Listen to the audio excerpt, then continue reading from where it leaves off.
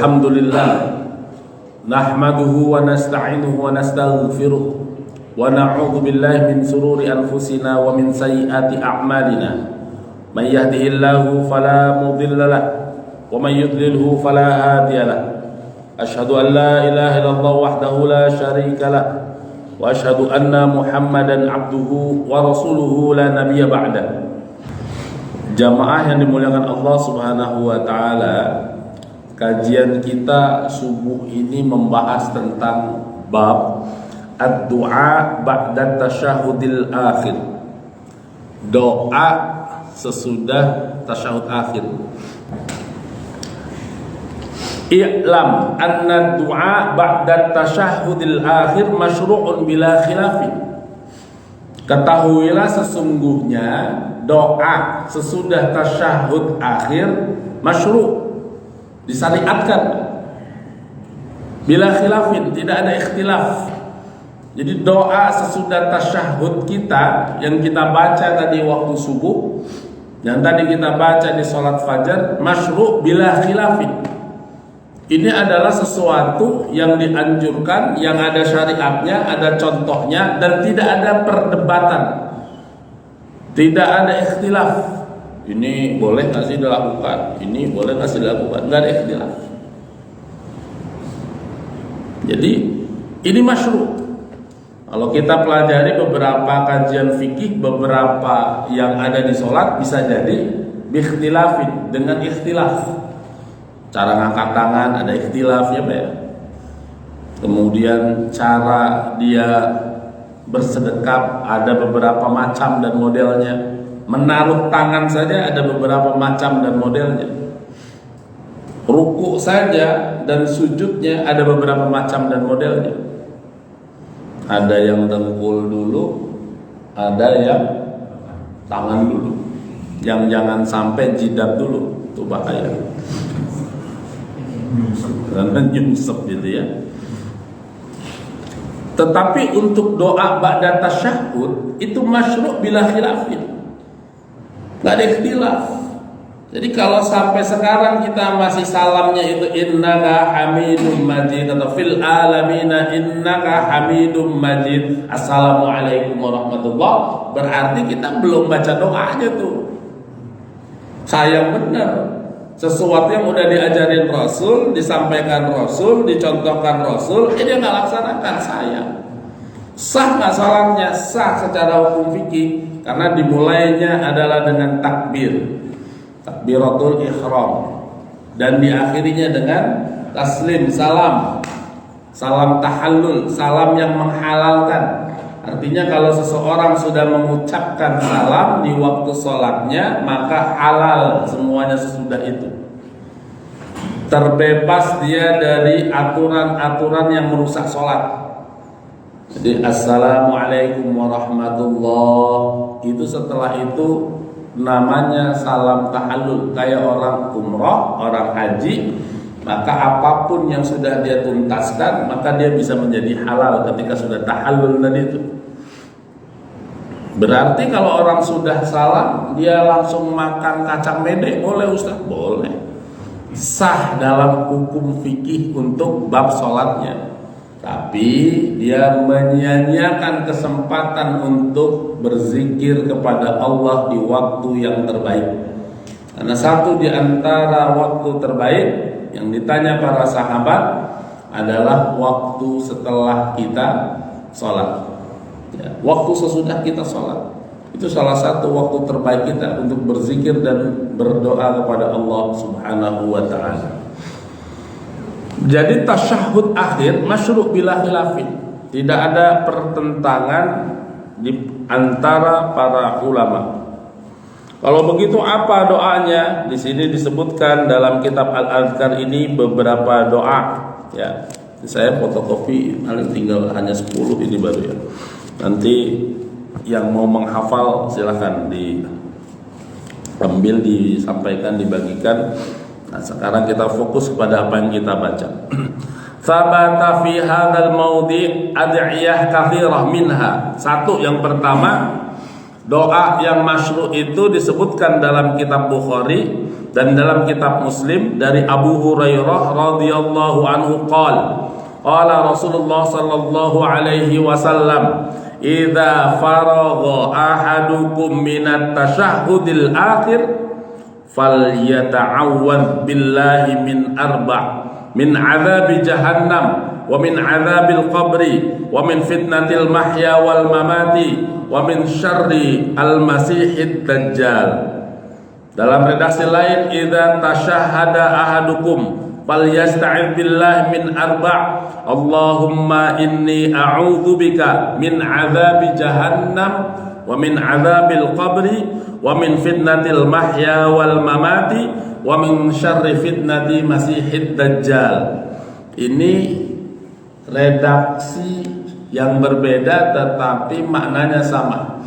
Jadi doa yang bisa kita baca setelah tasyahud adalah apa yang dicontohkan Rasul, idza tasyahhada ahadukum, kalau kamu sudah bertasyahud berarti sudah selesai di tasyahudnya, falyasta'id billahi min meminta perlindungan dari Allah itu terhadap 4 hal. Apa 4 hal yang kita minta perlindungan? Yaitu 4 hal yang kita tidak ada perlindungan untuk diri kita sendiri. Apa 4 hal itu? Adalah 4 hal yang tidak bisa kita menjamin atas diri kita sendiri. Kalau yang lain sudah dijamin. Kehidupan kita ini, rizkinya sudah diatur belum? Sudah diatur. Kita yakin mati-matian rezeki kita diatur, tapi kadang kita sibuk mati-matian mengejar sesuatu yang sudah diatur. Kita yakin bahwasanya kematian kita sudah diatur, tapi tidak pernah yakin bahwasanya kita tidak tahu kapan kematian kita itu akan datang. Nggak tahu saya, pokoknya hidup 1000 tahun. Nanti prinsipnya pokoknya muda foya-foya, begitu. Kalau tua itu apa? Kaya raya. Mati masuk surga, dari mana itu dia rumusnya? Mudanya foya-foya, tuanya kaya raya, mati masuk surga. Boro-boro. Dari muda udah kena pinjol. Ya, mau kaya raya. Kita ini sibuk dengan sesuatu yang sudah dijaminkan atas diri kita, tapi jarang sekali kita mau sibuk untuk melakukan sesuatu yang tidak ada jaminan atas diri kita. Pilihannya ad-dunya wal akhirah. Ini dunia, ini akhirat. Dunianya udah dijamin nih 4 hal nih di dunia ini. Ini akhirat, gak ada jaminan nih, surga atau nerakanya kita gak tahu kita. Nah, kita mengejar ini nih, mengambil sesuatu yang sudah dijaminkan. Itu persis kalau kita diumpamakan adalah ada seekor kera, di depannya ada sekeranjang pisang dan uang 10 juta. Kira-kira apa? Itu kera ngambilnya pisang apa uang? 10 juta loh Pak. 10 juta. Yang satunya itu pisang 1 keranjang, satunya uang 10 juta. Kalau kerak mana Pak yang diambil Pak? Pisang.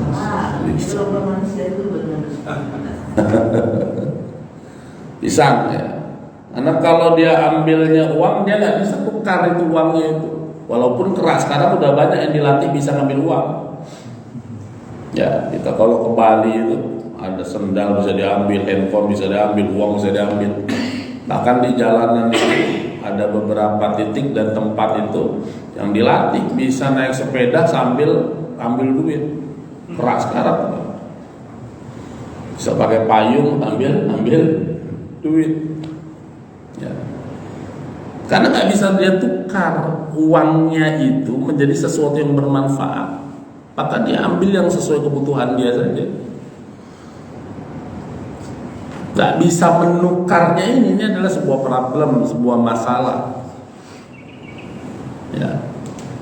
Adalah kalau dia bisa tukar 10 jutanya, dia paham dia bisa tukar uang 10 juta itu, maka pasti lebih banyak daripada sekeranjang pisang tadi itu. Karena uangnya nggak punya manfaat sedikit pun, kecuali ditukar. Uang itu kan kita punya manfaat kalau memang bisa ditukar. Kita punya uang 15 miliar, tapi nggak boleh ditukar, nggak boleh dijaminkan apa-apa, hanya untuk dipegang. Dijamin nggak punya manfaat, 15 miliar. Kami baru hadiri kemarin teman-teman kita yang kebakaran di Manggarai, di kampung Manggarai itu belakang itu ya. Habis ngobrol lagi, gimana Pak ini? Wah kayaknya tuh orang belakang kata itu, dia ngecas Pak di atas kasur. Saya uang Pak kata dia, semuanya ada dalam lemari. Bapak nggak simpen di bank atau di mana? Enggak, di lemari. Habis semua. Karena dalam kaleng itu dijamin tidak tahan api. Habis Pak. Pertanyaannya dia kumpulkan uangnya itu yang dalam kaleng tadi itu Pak, ada manfaat dia pegang begitu aja? Nggak ada manfaatnya. Kapan dia ada manfaatnya? Kalau ditukar dengan sesuatu yang ia butuhkan, kan begitu.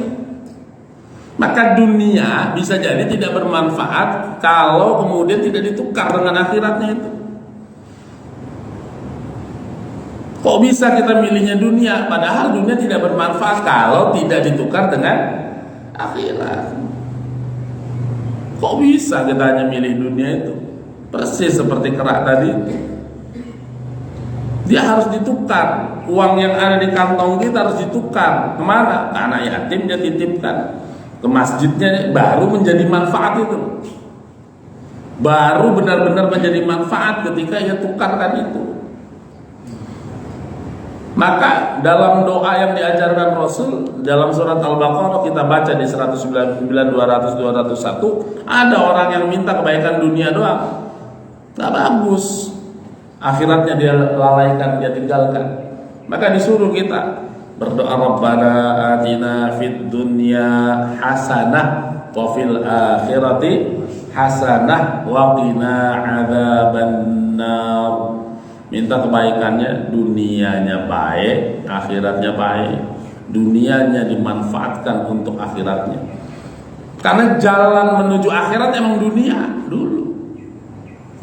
Maka disebut dunia ini untuk mengumpulkan bekal. Untuk apa Pak?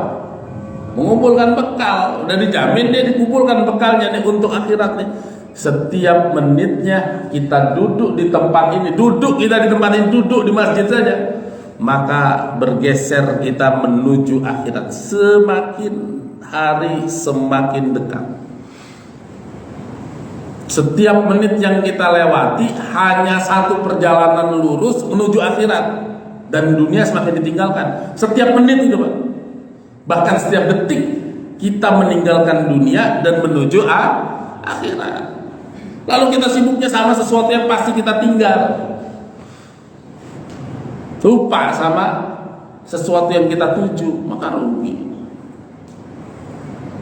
Kalau cuma dibutuhkan dia akan ambil pisang, tapi kalau dia mampu mengkonversi dia akan ambil uang. Kalau manusia pisang 100.000 udah cukup, apalagi belinya di sini di Kebayoran, wah banyak melimpah. Walaupun seringkali kena tipu kita. Kalau dari atas itu Pak, dari flyover saya nganter pulang anak saya habis nganter sekolah itu, saya lihat dari atas itu lagi senang dengan ada sawo, buah sawo 12.000 Pak, murah sekali. Ternyata pas didekati garis miring setengah kilo. Gaya-gaya pedagang sekarang gitu ya. Kelakuan nih. Duku Palembang, murah di sini nih, 15.000. Garis miring setengah kilo gitu. Dikerjain juga itu sama ini. Coba itu. Dari atas itu kelihatan murah ini 15. Di tempat saya 25.000 di sana. Pasar Rembang yang buahnya banyak 25.000 di Kebayoran Lama 15.000. Duku Palembang. Setengah kilo ternyata. Kecil tulisannya, garis miring setengah kilonya kecil kali. Kalau nggak ditegesin Pak, murah nih Pak, 15.000 Pak. Iya Pak, setengah kilo. Kok setengah kilo? Iya, bener tulisannya setengah kilo itu. ngakali itu ya. Lanjut kita. Jadi sesuatu yang kita tinggalkan pasti adalah dunia, sesuatu yang dituju pasti adalah akhirat. Maka yang diperintahkan Rasul 4 yang dia minta adalah perlindungan sesuatu yang tidak ada jaminan atas dirinya. Apa tadi? Apa yang disampaikan Rasul doanya, Allahumma inni a'udzubika min adzabi jahannam. Ada nggak perlindungan kita? Yakin nggak kita dengan perlindungan? Ada jaminan diri kita tidak tersentuh oleh yang namanya jahannam. Kullama nadijat juluduhum baddalnahum juludan ghairaha. Al-Quran cerita, baca di Al-Quran kita. Oh, ini ada siksa Allah itu masuk ke dalam jahannam itu. Kullama nadijat, setiap kulitnya hangus terbakar. Juluduhum, kulitnya nih. Rasa sakit itu kan di bagian atas kita nih Pak ya. Maka kalau orang sudah disuntik bius, ya sudah mati. Saya punya orang yang sudah belum lama meninggal dunia, itu pernah terbakar, ada rasa hilang di sini tuh, karena jaringan sarafnya itu mati sudah. Nah yang masalah itu ketika Al-Quran cerita, ini secara medisnya kalau kita lihat, kullama nadijat juluduhum baddalnahum juludan ghairaha. Tuh neraka Pak. Setiap kulitnya hangus terbakar, baddalnahum, kami ganti dengan kulit yang baru. Enak dong Pak, enak. Kalau kagak di neraka, masalahnya hangus terbakar diganti yang baru, berarti liyadzuqul adzab, biar dia merasakan azabku kata Allah. Hangus adalah berarti sakitnya itu terus menerus, tiada putus. Kalau orang terbakar itu rasanya sudah hilang karena sarafnya sudah mati, semua sakit dia. Maka satu titik tertentu dia tidak lagi merasakan sakit tuh, kalau sarafnya sudah tadi. Orang kita disuntik saraf itu untuk apa namanya, dibius, itu bisa nggak terasa kaki kita itu. Dibius itu bisa nggak terasa, hanya disuntik padahal kakinya ada, kan begitu. Ketika dinonaktifkan tadi itu. Ini Al-Quran cerita, setiap kami bakar dia itu, hangus kulitnya, kami ganti dengan yang baru. Apa itu? Jahannam. Ada nggak jaminan diri kita sedikit pun hari ini kita lepas dari jahannam? Belum. Maka minta kepada yang pasti bisa menjamin, yaitu Rabbul Alamin, yaitu Allah. Maka dia minta dalam doanya di waktu terbaiknya, sujudnya sudah ia tunaikan. Sujudnya dia sudah tunaikan, kan tasyahud setelah sujud Pak. Setelah sujudnya dia memohon kepada Allah Subhanahu wa taala, maka ketika dia tasahud dia sudah bersyahadat, memperbaharui ikrarnya, keterikatannya tadi itu kepada Allah. Maka kemudian dia berdoa, Allahumma inni a'udzubika min azabi jahannam. Dia minta itu, karena gak ada jaminan dirinya itu lepas dari jahannam. Dia minta sama Allah, jangan sampai kesentuh diri kita, keluarga kita dengan yang namanya azab jahannam. Na'udzubillah. Maka minta. Doa sesudah sholat aja kita minta tuh. Wal afwa indal hisab. Jangan sampai ya kalau udah dihisab kita nggak dapat ampunan. Supaya apa? Supaya nggak kesentuh tuh dengan azab jahannam tadi. Jadi pastiin Pak, kalau habis tasyahud kita minta sesuatu kepada Allah yang kita aja nggak punya jaminan itu, yang kita nggak tahu tuh, yaitu azab jahannam. Kita minta untuk dilindungi dari azab jahannam. Kedua, apa yang kita tidak punya jaminan juga, makanya kita mintanya waktu lagi hidup ini. Jadi minta itu sekarang, berbuat itu sekarang. Nanti kalau sudah di alam kubur bisa berbuat nggak dia? Bisa nggak Pak? Datang ke masjid ketika kita sudah di alam kubur bisa nggak? Nggak bisa. Yang bisa adalah kisah dia datang ke masjid sehingga mengalir pahalanya itu. Karena dia DKM, kenapa? ngasih ide nih, harus tenang, sholatnya itu harus nyaman, diberilah alas. Supaya apa? Supaya nggak dingin Ustaz, karena lantainya ini dingin, maka pakai karpet supaya nggak dingin. Udah bagus supaya nggak dingin, di AC-in lagi, dingin lagi. Tapi supaya tenang Ustaz, makanya AC ini supaya ibadahnya nyaman, harus lebih baik, lebih sejuk daripada kamar kami Ustaz. Mengalir pahala ini. Orang yang sudah tertimpa di bawah tanah 2 meter, pahalanya terus mengalir. Kenapa? Karena dia ide, dia sumbang pikiran, ya, dia adakan, digalangkan yang namanya sedekah karpet tadi, mengalir pahalanya.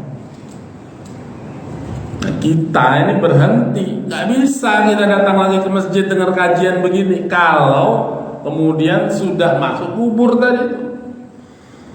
Maka mintanya sekarang, apa yang terjadi di kubur nanti kita minta sekarang, mumpung masih bisa minta kepada Allah. Merintih kita, menangis kita hanya kepada Allah untuk sesuatu yang pasti akan terjadi kepada diri kita. Yang kedua diajarkan dari azab jahanam terlindung, wa min azabil qabri, dari azab kubur. Siapa di sini yang nggak percaya azab kubur, Pak? Minta perlindungan pada Allah. Kalau ada yang nggak percaya dari azab kubur, sok silakan coba dulu. Nanti boleh cerita di sini. Benar Ustaz, ternyata nggak ada azab di kuburan. Nah, rasakan dulu. Berarti syarat pertamanya untuk mencoba apa? Wafat dulu, mati dulu. Ya, jadi kalau ada orang yang mengingkari azab kubur, nggak usah didengerin, nggak usah dihiraukan, suruh cobain dulu. Ya, kalau nggak percaya, udah coba dulu aja. Nanti kita lihat siapa yang benar. Ya, aku atau kamu, kan begitu. Itu Nabi Ibrahim itu Pak, kalau ditantang itu, pribadi yang soleh, pribadi yang baik, menghancurkan berhala saat itu dibilang pemuda yang zalim. Itu Nabi Ibrahim alaihissalam itu, dalam surat Al-An'am itu ceritanya kan indah dan menarik sekali. Suruh lihat aja, ya sudah. Mana kita lihat fa'ayyul fariqaini ahaq, golongan mana yang lebih benar, kita lihat aja. Ibrahim sendiri Pak, kalau dia bawa pasukan banyak sih ngomong begitu masih kelihatan gagahnya. Ini sendiri lawannya raja. Fa'ayyul fariqaini ahaqqu bil amni, kita lihat golongan mana yang menang. Ibrahim Pak sendiri, lawannya raja sama pasukan-pasukannya, nantangnya gimana kata Ibrahim? Kita lihat siapa yang menang. Gitu Pak. Kita lihat siapa yang aman. Begitu Nabi Ibrahim alaihissalam itu, ayat 81. Jadi kita lihat aja. Kalau ada orang nggak percaya kubur, ya kita lihat aja. Sok rasain dulu, nanti ceritain ke saya. Kalau emang ternyata nggak ada azab kubur, maka kita lihat siapa yang menang, siapa yang benar. Kita yang percaya karena seorang yang disebut beriman, dan Allah Subhanahu wa taala ceritakan apa yang terjadi di alam kubur. Orang-orang itu dalam surat Al-Mu'minun meminta kepada Allah, qala rabbirji'uni, Allah balikin lagi saya ke dunia, balikin lagi saya ke dunia. Minta cuma satu Pak, la'ali amalu sholihan fima taraktu, supaya saya bisa beramal soleh. Kalla, nggak bisa. Mau balik lagi nggak bisa, tidak bisa. Maka minta sekarang. Jadi kedua, kita minta perlindungan dari azab kubur. Jahanam kita minta, azab kubur kita minta.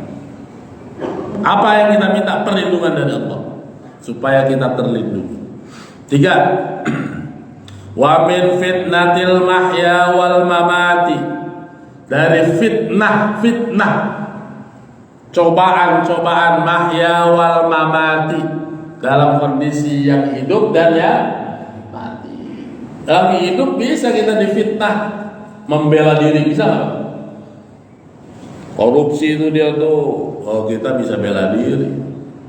Dan saya tidak korupsi. Daripada saya dianggap korupsi, lebih baik saya mundur dari jabatan saya. sebagai ketua partai misalnya, contoh. Ini sensitif nih Bapak ya. Ini kan cuma contoh. Bisa bela diri kita kalau kita masih hidup, tapi ketika udah mati. Kalau udah mati Pak, gimana kita bela dirinya? Ada keluarga kita yang membela itu. Berapa lama keluarga kita bisa bela itu? Sampai sekarang orang yang sudah dikenal dia fraud, berbuat curang, berbuat korup, nggak bisa Pak. Apalagi sudah mati, baru 15 jam, baru 7 jam, bahkan baru 2 jam dia mati, udah bisa jadi fitnah. Jenazahnya ternyata mukanya hitam sekali. Kita nggak pernah tahu hidupnya itu, nggak nyangka ya. Kalau udah depannya nggak nyangka Pak, kira-kira tuh jamaahnya berarti nyangka nggak Pak? Depannya nggak nyangka, kelihatannya soleh baik, ternyata matinya caranya begini, nggak nyangka. Itu kalau ada orang bilang nggak nyangka, udah 1000% dia nyangka itu Pak. 1000% dia lagi nyangka ya. Masa matinya dengan cara begini? Ya Allah. Kenapa matinya dia? Di lift Pak. Berdua bukan dengan mahramnya. Ya iya, orang lagi naik lift, gempa, mati bukan nama mahramnya, ya wajar, orang lagi naik lift. Fitnah, banyak sekali fitnah. Minta, kita nggak bisa ngelindungin diri kita, keluarga kita susah, memprotek diri itu ampun susahnya itu dari fitnah-fitnah itu. Baik Rasul sampaikan akhir zaman itu kakit atil lailil muslim. Datang satu zaman itu bagaikan potongan malam yang pekat. Berarti apa potongan malam yang pekat? Kita nggak bisa lihat mana warna merah, mana warna biru, warna-warna hijau, nggak bisa. Nyambung gabung semua itu. Kuning, nggak bisa kita bedain itu. Biru, nggak bisa kita bedain. Nyambung semua itu, gabung, namanya jadi Kim karena dia gabung. Koalisi Indonesia, gabung, nggak kelihatan warna merah biru semua, gabung. Yang bisa membedakan apa Pak? Cahaya, adanya cahaya dari Allah Subhanahu Wa Taala, namanya Al-Islam. Baru kita bisa bedakan mana warna putih, mana warna hijau, mana warna. Jadi bukan karena punya mata kita bisa, ini cahaya juga. Kalau ada mata tapi ketiadaan cahaya, maka fungsi matanya hilang. Kan dia bisa melihat punya mata, iya, tapi Allah nggak beri cahaya, nggak bisa. Yang buta bukan ini melihat ini matanya ada berfungsi normal, tapi semuanya padam. Lampu tidak ada, cahaya matahari tidak ada, bisa melihat? Bisa. Kalau tidak ada cahaya, nggak bisa kita, mata kita, apalagi mendapatkan petunjuk tadi. Maka cahaya yang kita minta, akan kemarin udah belajar tuh kita, datang ke masjid, yang sudah kita minta apa Pak? Cahaya. Itu udah dipraktekin belum Pak? Allahumma ja'al fi qalbi nuran wa fi sam'i nuran. Udah Pak? Kayaknya dibawa doang itu kertas kayaknya mana? Kagak dihafal jangan-jangan deh. Ada 9 itu kan yang kita minta kepada Allah itu cahaya ya, di hati, di mata, di telinga, ya di depan, di samping, di belakang, di atas, di bawah, seterusnya. Jadi 3 itu. Fitnah mahya wal mamat. Terakhir wa min syarri fitnati masiihid dajjal. Minta perlindungan lagi yang terakhir dari al-masihid dajjal. Fitnah yang lebih kejam dari itu lagi adalah fitnah tentang hak dengan batil, yaitu dari fitnah Dajjal. Jangan bayangkan dulu Dajjal adalah sebagai sosok yang nanti akan besarnya seperti apa. Ini fitnah yang amat luar biasa tentang kebenaran dan kekeliruan, tentang kebenaran dan kemaksiatan. Itu dibalik-balik, seakan-akan orang yang sholat itu yang salah. Pokoknya kalau pakai baju adat 17-an itu menunjukkan namanya rasa suku yang baik, keberagaman di Indonesia. Tapi kalau pakai jilbab itu tidak menunjukkan satu agama. Oh, kacau. Orang pakai yang namanya baju adat, saya pakai baju adat Jawa kalau lagi 17-an. Itu dianggap bagus. Kenapa? Karena keberagaman Indonesia ini mencerminkan nih. Ada yang pakai baju Sumatera, ada itu mah dibilang sukuisme, Pak. Tapi giliran pakai jilbab dibilang radikal. Ini tidak nasionalis. BPIP itu kemarin ya. Iya. Akhirnya boleh tuh, ya. Akhirnya dibolehkan. Masa pakai jilbab mengibarkan bendera, gini cuma pakai, nggak boleh pakai jilbabnya cuma waktu dua saja lah, waktu gladinya sama waktu upacaranya. Dia pikir pakai jilbab itu bisa copot pakai. Tidak demikian. Konsep kita sebagai seorang muslim tidak demikian. Maka aneh kalau itu terjadi di Indonesia. Kalau itu terjadi bukan di negara kita, maka bisa saja, ya. Ini negara kita yang sejak awal dari kemerdekaannya sudah jelas, ya. Sila pertamanya saja sudah jelas. Maka bagaimana mungkin tidak boleh pakai jilbab? Padahal itu menunjukkan satu ketaatan bentuk yang tampak zahir adalah karena ketaatan kepada Allah Subhanahu wa ta'ala. Tapi ini yang salah nih. Itu namanya fitnah dajjal. Yang benar kelihatan salah, salah kelihatan benar. Hati-hati. Ini zaman nih. Jadi minta hari ini yang belum hafal, bawaan nanti kertasnya, hafalin. Kalau sudah hafal, terus pakai. Allahumma inni a'udzubika min adzabi jahannam wa min adzabil qabri wa min fitnatil mahya wal mamati wa min syarri fitnati masihid dajjal. Ada nggak yang belum baca doa ini? Udah ya? Udah semua? Alhamdulillah. Berarti nggak usah dibagiin fotokopiannya. Udah hafal semua, udah bagus. Ya, ini doa pertama. Ada nggak modem ragamnya? Tadi kami bacakan watabata fi hadzal maudhi' ad'iyah katsirah. Jadi doanya banyak. Nah, kita kaji di sini dua aja dulu, 2 atau 3 lah. Doa lainnya sesudah tasyahud, innaka hamidum majid. Ada doa mana lagi, Ustaz? Nih, doa yang lain. Dalam kitab Bukhari dan Muslim an Abdullah ibnu Amr ibnu As. Jadi Abdullah bin Amr bin As, ya. An Abi Bakrin As-Siddiq radhiyallahu anhum, dari Abu Bakar. Jadi anaknya Amr bin As dapat nih hadis, ya, dari Abu Bakar. Annahu qala li Rasulillah sallallahu alaihi wasallam, "Allimni du'aan ad'u bihi fi sholati." Sesungguhnya Rasulullah sallallahu alaihi wasallam itu mengajarkan kepadaku doa dalam salatku ini. Qala qul Allahumma inni zalamtu nafsi zulman katsiran wa la yaghfiru dzunub illa anta. Jadi salah satu doa lainnya yang dijelaskan adalah doa kita mohon ampun kepada Allah dengan kalimat Allahumma inni zalamtu nafsi zulman katsiran. Ya Allah, sesungguhnya aku menzolimi diriku sendiri dengan kezoliman yang banyak. Ini pengakuan tuh. Maka doanya wala yaghfiruz dzunub illa anta. Ini kalau bahasa Arab tuh susunannya indah banget, Pak. Tidak ada yang memaafkan, mengampuni dosaku kecuali Engkau. Begitu susunannya.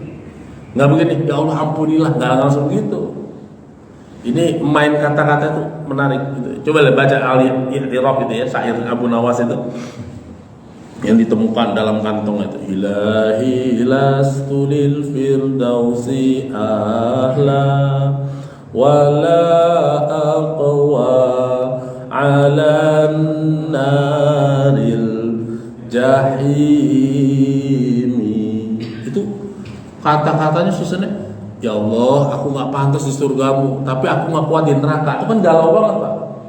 Ini udah bilang nggak pantas di surga, tapi nggak kuatin neraka. Ini orang maunya di mana sih? Kan begitu kalau kita bilang.